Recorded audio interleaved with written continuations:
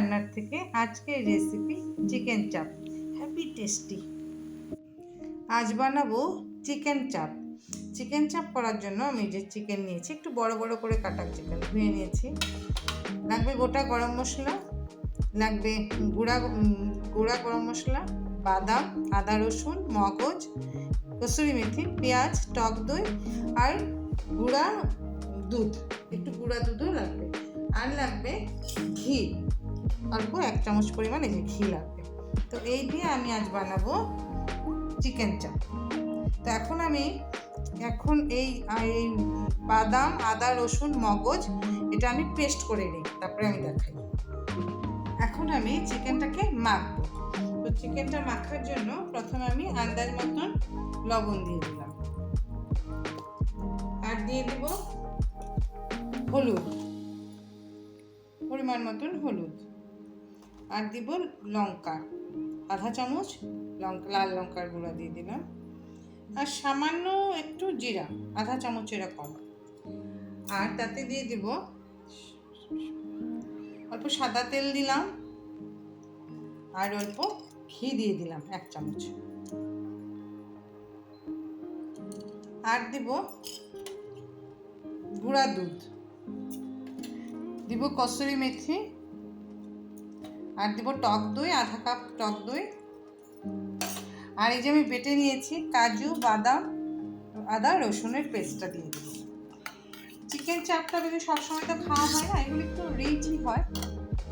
আর দিব সামান্য একটু গুঁড়া গরম মশলাটা দিয়ে আমি এটাকে খুব ভালো করে মেখে নিই। কড়াইটা গরম হয়ে গেছে। এখন আমি তাতে দিয়ে দিব সাদা তেল, ধরো 4-5 চামচ সাদা তেল দিয়ে দিলাম। আর তাতে দিয়ে দিব ফোড়নে 2টা দারচিনি, 1টা এলাচ আর লং 2টা দিয়ে ফোড়নে দিয়ে দিলাম। আর দিয়ে দিব এই যে পেঁয়াজ কুচি, মিডিয়াম সাইজের পেঁয়াজটা দিয়েছিলাম, পেঁয়াজ কুচিটা দিয়ে দিলাম। পেঁয়াজটা আমি বেশি ভাজবো না, একটু নরম হলে এই মাংসটা দিয়ে দেবো। একটু নরম হোক। এই যে পেঁয়াজটা মোটামুটি নরম হয়ে গেছে। এখন আমি এই যে মাংসটাকে এইভাবে মেখে 1 ঘন্টার মতন রেখেছি। এখন আমি এই পেঁয়াজটার উপরে মাংসটা দিয়ে দেব।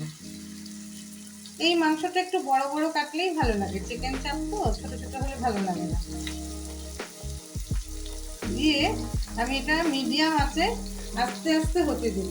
মাঝখানে একবার উল্টেও দিতে হয়, 1 পিঠ হলে আর 1 পিঠ উল্টে দিব।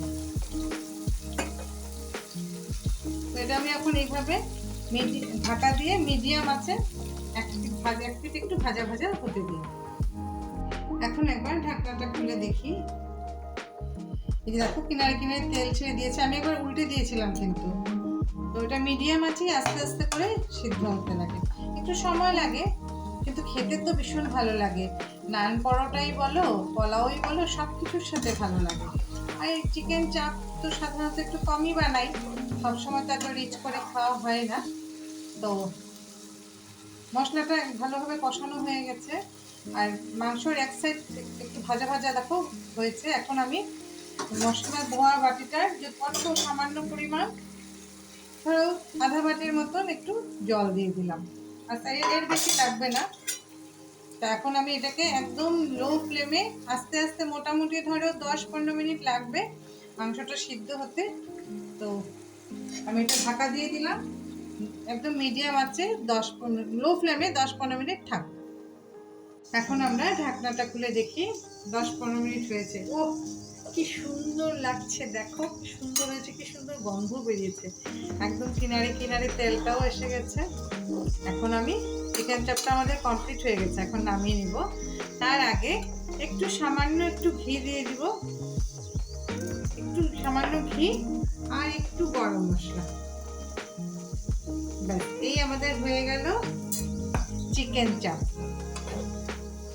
এখন আমি নামিয়ে নিই, ঢাকনা দিয়ে রাখি, একটু স্ট্যান্ডিং টাইম দিয়ে রাখি।